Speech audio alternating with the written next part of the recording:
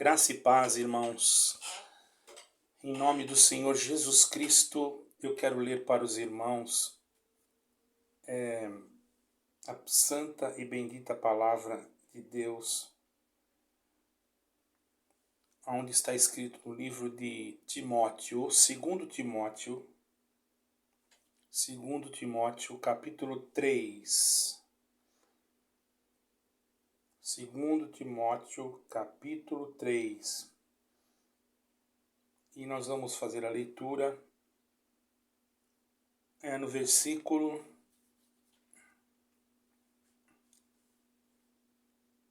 14 em diante. 2 Timóteo 3, versículo 14 em diante.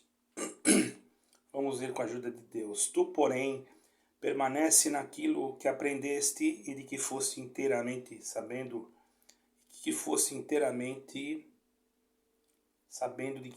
de quem o tens aprendido, e que desde a tua meninice sabes as sagradas letras que podem fazer-te sábio para a salvação pela fé que há em Cristo Jesus.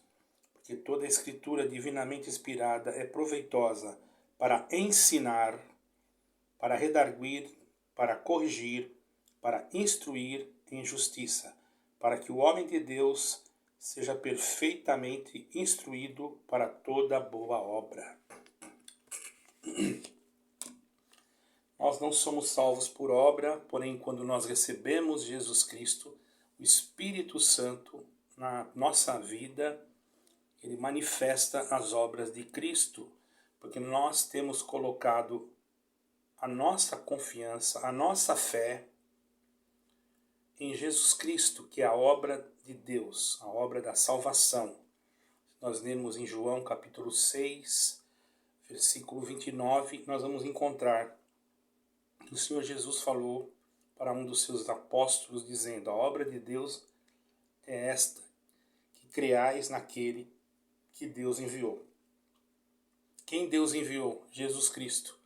Então, quando a sua fé está depositada em Cristo, a tua fé tem vida.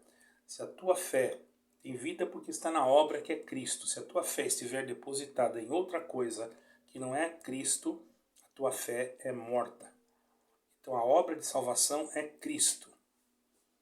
A fidelidade, quem nos faz ser fiéis, não somos nós, pelas nossas forças humanas, mas sim pelo Espírito Santo em nós, que retém a nossa alma, que retém a palavra dentro de nós, e não faz com que ela se escape.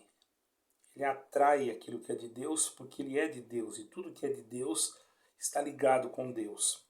Então, o próprio Deus, pelo seu Espírito Santo, no nosso ser, na nossa mente, no nosso psíquico, ele faz com que nós somos fiéis não pela nossa fidelidade, mas pela confiança espiritual do próprio Espírito, melhor, pela fé dentro de nós que opera o Espírito de Deus, tanto querer como efetuar.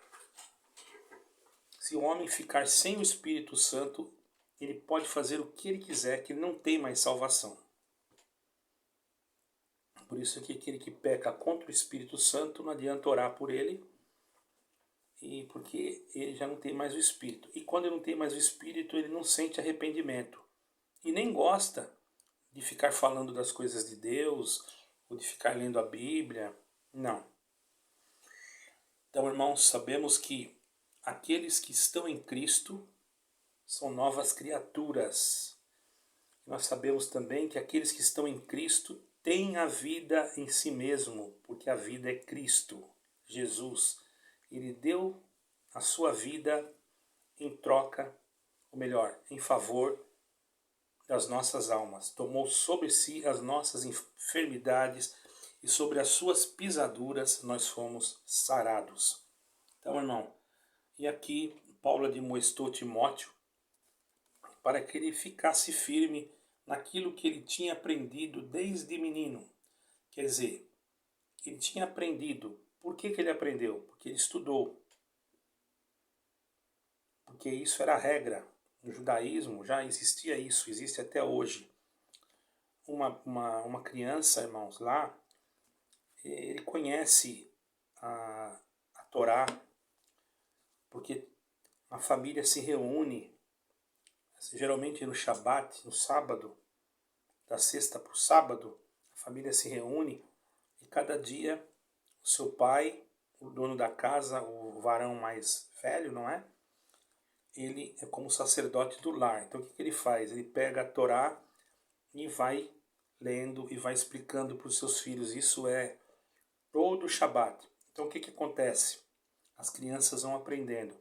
Depois, quando elas entram na escola, não sei como é que era a escola no tempo que estava Timóteo, elas continuam aprendendo. Hoje é assim, lá em Israel. Eu posso dizer que eu já estive lá e sei que é assim, certo, irmão? Então dizer que não pode estudar a Escritura é algo totalmente errado. Porque aqui Paulo falou para Timóteo, Paulo mesmo instruiu ele. Porque a revelação de Deus está aqui dentro da Bíblia. Se você tem um certo conhecimento daquilo que está escrito, o Espírito Santo te envolve e te coloca rapidamente na sua mente o que você tem que fazer ou falar. Porque você já tem até aquele conhecimento e fica mais fácil. Por isso que Paulo falou que a sabedoria dele servia como esterco. Porque uma terra estercada, ela produz. Então, irmãos, quero dizer para vocês continuarem nesse propósito, principalmente os irmãos aí da congregação que estão deixando, saindo. Eu não aconselho ninguém a fazer isso, todavia, eu não aconselho nada para que ninguém venha me culpar de nada. Só que tem uma coisa, irmão, não tenho que culpar porque também vocês estão corretos, né? Vocês estão corretos, porque o Senhor, ele se afasta, irmão. Quando uma denominação ela é regida pela força humana, o Senhor se afasta. Isso aconteceu no passado. O povo Israel, irmãos, tinha lá o templo. Quando Salomão inaugurou o templo, a glória de Deus foi tanta que eles caíram. Eles não conseguiram ficar de pé. Mas depois entrou a corrupção, entrou a ganância, entrou troca de favores para conseguir encargos dentro do templo. O Senhor se afastou, o Senhor se desagradou. O Senhor chegou até a se desagradar das ofertas que eles ofertavam. Porque o Senhor estava vendo que eles estavam fazendo aquilo, mas não era pelo coração, mas era como se fosse uma obrigação. E hoje nós vemos aí, irmãos, principalmente na congregação cristã, vocês falam que eu estou falando mal, mas eu estou falando para ajudar aqueles que estão sendo libertos, que se o ministério quisesse e fizesse uma reunião com vocês, não custaria nada eles colocarem um estudo bíblico. Isso não seria pecado, mas isso, irmão, é um tipo de orgulho. Os irmãos estão entendendo? É um orgulho. E depois entra pessoas no meu canal, até quero comentar, que entrou uma irmã aí me chamando de anticristo. Irmã, você infelizmente não conhece nada das Escrituras. Eu lhe perdoo já. Eu gostaria de dizer que anticristo não quer ensinar a Bíblia. Você pode dizer, mas nós já temos quem nos ensine.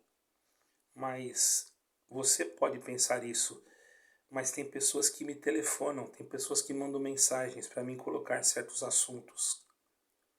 E eu coloco, como eu fui ancião há muito tempo, eu tenho conhecimento de causa.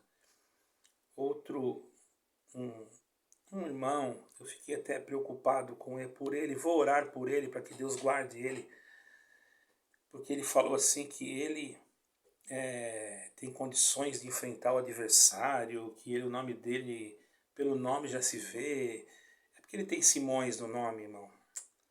Praticamente se vê que é uma criança, a gente tem que tolerar, né? Ele nem entende o que é o adversário, não sabe como que é perigoso mexer com o adversário, irmão. se nós estivéssemos sem a proteção de Deus, Ele nos traga. Se Jesus Cristo não estiver conosco, irmão, Deus nos guarde. Ai de nós se não fosse Jesus Cristo, irmão. Então aconselho você, caro jovem ou irmão, sei lá, não sei se você é jovem, se você não é, mas do jeito que você falou muito infantil. Eu acho que você deveria orar muito a Deus, pedir perdão a Deus, e ficar julgando pessoas mais velhas que você não conhece, certo? Estou na rede social, eu sei que posso ser criticado e não sou contra isso, muito pelo contrário. Mas eu não chamo ninguém de besta, nem de falso profeta, nem de anticristo, porque eu aprendi desde menino também, que eu leio as escrituras, com 4 anos eu já andava com ela na minha mão, então eu aprendi desde menino uma coisa, que está escrito aqui, ó. Se você desejar o mal contra o teu irmão, já no teu coração você é homicida. E nenhum homicida tem parte com o reino de Deus. Então trata de pedir perdão para Deus aí, que eu já te perdoei. Agora você precisa pedir perdão para Deus. Chamou de falso profeta. Falso profeta. Você sabe o que é um falso profeta? É aquele que diz que a Bíblia contém a palavra de Deus. Esse é um grande falso profeta. Porque em lugar nenhum na história nunca foi falado isso. Esse tipo de pensamento, ele é um pensamento mais liberal, entende? Que te dá mais oportunidade de você escolher o que é Deus, porque você não vai saber onde que é Deus, onde que não é. Aí você vai dizer para mim, não, mas lá em 4 de Mateus o diabo falou com o Senhor Jesus. Irmão, se ele falou, foi porque, se está escrito, é porque Deus quis que estivesse escrito. Se Deus quis, é a palavra de Deus. Foi de acordo com a vontade de Deus, nada entrou dentro do canon desta Bíblia que nós usamos, que não foi vontade de Deus. Tanto é que ela é usada praticamente no mundo inteiro. A outra, que tem outros livros que eu tenho ali, não é usada no mundo inteiro. Nem a própria igreja romana não usa. Não prega esses assuntos. Agora, irmãos, eu não estou aqui para condenar você que fez o comentário, mas quero dizer e aconselhar os irmãos a lerem as Escrituras, se dedicando em Cristo Jesus, na sua obra na cruz e na sua fidelidade com Deus, para que através desta fidelidade que ele teve, nós recebamos em nós a condição e a força espiritual para sermos fiéis a Ele, a Jesus Cristo. Com a força dele, conseguimos continuar olhando para Ele, não trocar Ele. Quando ele fala, sede-me fiel até a morte, quer dizer, não me troque por uma denominação, não me troque por um CNPJ, não me troque por uma doutrina humana, não me troque por nada. Se por acaso você escorregar, não me troque, que eu ainda estou aqui para te perdoar. Porque diz a palavra que ele é a propiciação para o pecado. Então o sangue dele tem poder de perdoar pecados. E todos nós pecamos e destituídos fomos da glória de Deus, e depois veio Jesus Cristo para nos colocar novamente como se fosse no eixo. Mas isso não quer dizer que nós não pecamos mais. Até João, o apóstolo João, disse, se dissermos que não temos pecado, fazemo-lo mentiroso, e o Espírito dele não está em nós. E então você não vem chamar eu de anticristo, porque tem anciães na sua igreja que falam que vocês não têm pecado, porque vocês já são batizados. Então está indo contra o que está na Bíblia. Aí você escolhe a palavra dele, que saiu da boca dele, porque ele pensou que tinha que ser assim, ou escolhe o que está escrito na Bíblia. Eu prefiro ficar com a Bíblia. E não adianta querer discutir coisas de teologia, porque, irmão, congregação diz que não tem teologia. Ela tem teólogo, irmão. Um ancião esses dias aí estava ensinando o que era o calvinismo, o que não era. Você acha que isso aqui ali foi um anjo que desceu de noite e falou com ele? Se você vem falar isso para mim, isso é mentira, irmão. Hoje, para uma pessoa falar com um anjo, ele tem que estar tão consagrado e ele nem aguenta, irmão, nem olhar para o anjo, ele cai. Você não imagina o que é um anjo.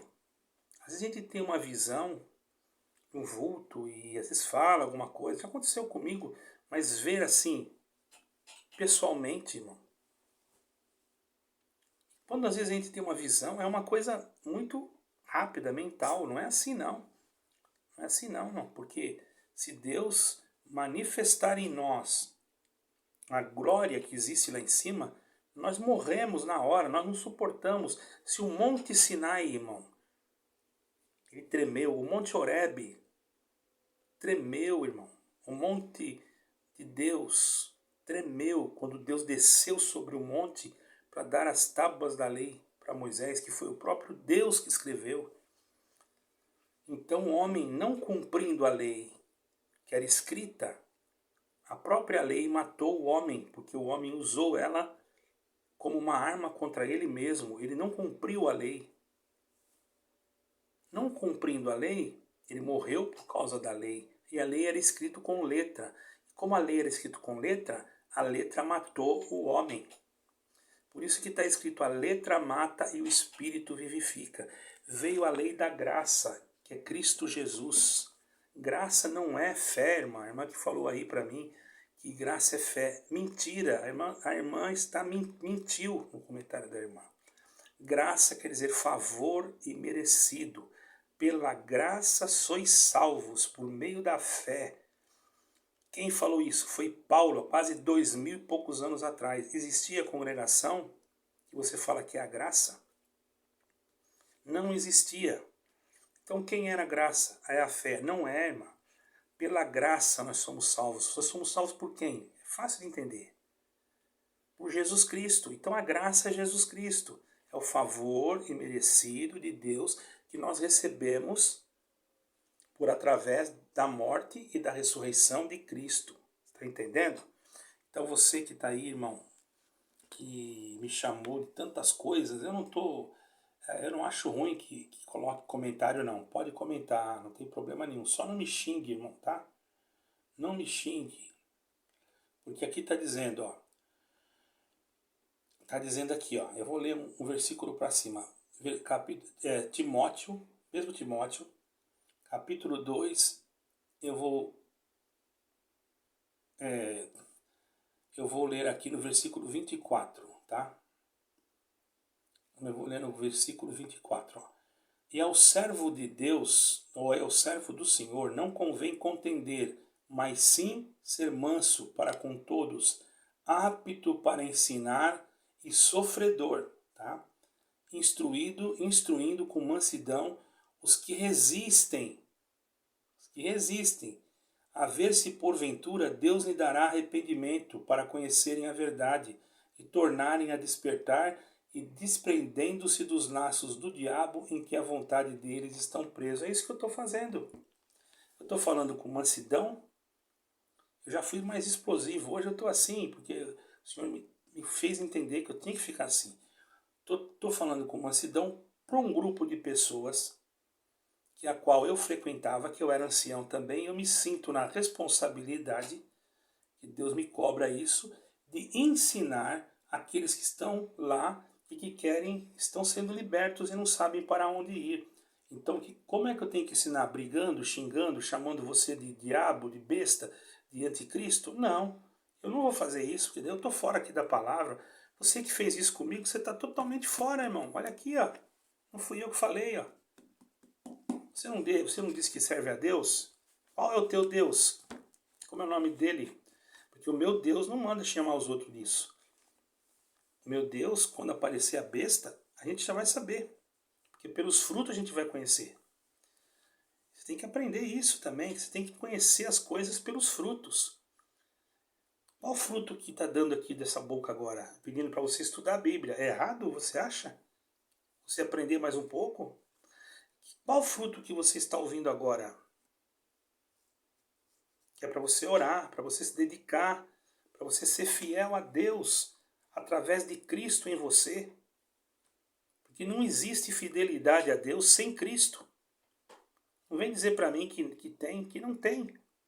Porque Cristo é a nossa força, Cristo é a razão da nossa força. Não existe outra força que nos possa manter de pé a não ser Cristo.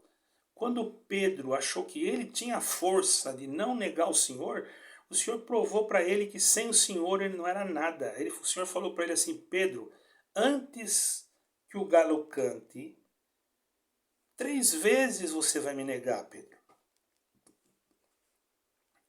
Ali, irmãos, fica uma incógnita quando fala nesse galo. Existe uma incógnita. Eu vou explicar para os irmãos entenderem. Dentro de Jerusalém não podia criar galo. Não podia. Até cemitério não tinha dentro de Jerusalém. É tudo do lado de fora. Quem vai lá sabe disso. Não existe. Até hoje não tem gado, essas coisas. Dentro de Jerusalém, galinha, galo, não tem. Até hoje não tem. Era proibido, e é proibido até hoje. Então, como é que ia cantar o galo? É porque existia também, aí fica uma incógnita, não posso afirmar 100%, mas existia um instrumento, certo, irmãos? Romano, que chamava galisto. E ele tocava. Quando era hora de trocar o turno, ele tocava. E o som que saía do galisto era o som de um galo. Por isso que chamava galisto. Era o canto do galo. Está vendo? Então, a gente tem que saber isso. Porque senão, alguém que sabe que não tem, vai dizer, me explica aqui, como é que cantou galo aqui, se eu for pregar para um judeu que conhece, ele vai dizer assim para mim, vocês não estão guiado nada. Como que cantou um galo aqui, se aqui não pode ter galo? Eu creio que podia aparecer um galo lá, que eu creio que Deus pode aparecer em qualquer lugar, mandar um galo, uma galinha, sei lá. Eu creio, mas eles não são assim. Eles vão na lógica, eles têm que provar. Entendeu? Aí eu iria dizer para ele, não, você não lembra que aqui foi governado, foi uma colônia romana? Você não lembra que aqui existiam soldados romanos quando o Senhor Jesus Cristo estava aqui na terra? E quem que cuidava, gerenciava tudo isso aqui era Roma, através do imperador, né? E que depois o imperador, depois se tornou o imperador Tito, que era o general Tito, que veio, destruiu mesmo e arrasou Jerusalém, depois de alguns anos que ela voltou de cativeiro da Babilônia. Você não lembra? Aí ele vai ficar sem jeito, porque ele vai ver que eu sei. Tá entendendo, irmão? Então isso é bom para a gente entender. Porque pode ter sido um galo mesmo, porque nós acreditamos que Deus ele tem poder para tudo, ele não precisa pedir licença para ninguém. Mas, para aquele que é cético, existe uma saída. Eu não vi o galo cantar, eu não estava lá. O cético vai me pegar isso daí. Aquele cético que conhece, ele vai entrar na escritura, porque geralmente essas pessoas, eles estudam também. Eles vão entrar lá e vai provar para mim, ó, você falou que o galo cantou lá, mas como é que galo cantou se não podia nem criar galo lá dentro de Jerusalém? Eu posso dizer para ele, não, para Deus não é nada impossível, mas ele é cético, não adianta. Para o cético você tem que mostrar algo racional, para ele poder entender o espiritual. Aí eu falaria para ele, não, quem governava lá era Roma, e existia um instrumento que chamava galisto, e era o toque daquele instrumento chamava canto do galo. Então o Senhor Jesus falou, antes que o galo cante, que é o canto do galo, tu me negarás. 3 vezes tu me negarás antes que o galo cante. Está entendendo? Então, irmão, veja como é importante nós termos um pouquinho de conhecimento. Não é por causa disso que você vai... Se você não quer estudar, não tem problema, irmão. Mas se o outro quer, deixe que estude. Só que ele vai descobrir coisas. Ele vai descobrir que tem coisas erradas na doutrina. Transubstanciação. Ele vai ver que está errado. Que você também não sabe o que é. Eu não vou poder ficar explicando aqui. Outro dia, se quiser, eu faço um vídeo. A congregação pratica a transubstanciação. Isso não é bíblico. Isso chega a ser herético. E vocês não sabem, né? E a congregação pratica. Agora, eu como ancião, já sabendo de tudo isso, você acha que eu vou voltar no ministério lá como ancião? Aí eu seria o quê? Um hipócrita. Eu ia ser um hipócrita, porque eu estou sabendo que não pode. Certo? Eu estou sabendo que não pode. Eu vou fazer uma coisa que não pode para mim ter números de gente no meu canal, porque quem prega a favor, todo mundo vai vir aqui no meu canal, mas eu não, eu sou criticado, não tem problema. Mas só não me xingue, só isso. Eu vou continuar pregando, por isso que a congregação está sem evangelho, porque o ancião, hoje eu escutei uma pregação de um ancião, olha, gostei da atitude dele, só estou com um pouco de preocupação, que eu me preocupo com as almas, mas ele já é um ancião antigo, ele está reforçado. Ele vai ser chamado, se não for sentado. É muito difícil ele não ser sentado. Vocês vão saber se ele vai ser sentado ou não, é só procurar na internet. Porque ele falou que na congregação não tem evangelho. Foi ele que falou. Por isso que eu fiz um vídeo falando congregação não tem evangelho. Porque foi o ancião da congregação que falou que não tem evangelho. Ele disse mais, ele falou assim, olha, não tem evangelho, só tem promessa daqui, promessa dali, promessa de lá, evangelho, explicação de Jesus Cristo, pouco se ouve, foi ele que falou, pregando, fizeram uma pergunta, ele respondeu isso, e tem mais, hein? Ele disse assim, por isso que tem muita gente deprimida, tem muita gente enferma, tem muita gente que está em depressão. Por que que está? Porque a pessoa comete às vezes um pecado que pode ser perdoado e o ministério vai lá e manda sentar. E depois fala, senta lá no banco da misericórdia. Tem uns que falam isso. Agora, o que é banco de misericórdia? Mostra para mim na Bíblia onde é que está escrito. Isso é uma falsidade, isso é uma mentira. A misericórdia ela tem que começar do pregador. Porque se ele é instrumento de Deus, ele tem que estar cheio de misericórdia. Ele, não é que ele vai cobrir pecado, não é isso. Mas ele não condena. Ele dá uma oportunidade. Ele fala assim, olha, fica aí, poderoso é Deus para te perdoar. E se Deus perdoar, ele pode ter até algum cargo, pode ser até músico. Deus fez isso, Deus mostrou para o ministério, mostrou para ele. Ele diz que mostra, mas na verdade não mostra coisa nenhuma. Isso aí eles botam quem eles querem. Porque a pessoa comete pecado. Eu conheço um que casou não sei quantas vezes e está tocando, irmão, num lugar aí. Um filho de ancião também, que também não interessa, não vou falar o nome dele, também largou a mulher, casou com outra, largou, não casou com outra. E é músico, e está tocando, mas é filho de ancião. Agora pega um irmão sentadinho no banco lá e faz isso. Então, irmão, vamos aprender a Escritura, vamos ficar na salvação pela fé, vamos ser manso, vamos ser sofredor. Eu estou sofrendo pelos irmãos que eu conheço, por isso eu estou tentando ajudá-los. Deus abençoe você que me chamou de anticristo, você, irmão, que diz que enfrenta o diabo, cuidado, você não enfrenta coisa nenhuma. Olha que se ele aparecer para você de madrugada, vai te dar uma desinteria e você vai ficar mal. E quem pode vencer o mal é Jesus Cristo. Irmão, eu já vi pessoas falar isso aí que o irmão falou. E depois entrou numa prova. Porque, irmão, o próprio anjo de Deus, veja bem, quando foi repreender Satanás, que estava Zorobabel, sumo sacerdote, com os seus vestidos sujos. Se ele estava com o vestido sujo, ele tinha cometido uma coisa grave, né? E o diabo foi lá acusar ele, porque ele cometeu coisa grave, o diabo já vai e acusa, né, irmão? O que o anjo falou? O que o anjo falou para Satanás? Estava lá acusando. Cala-te, Satanás, o Senhor te repreenda.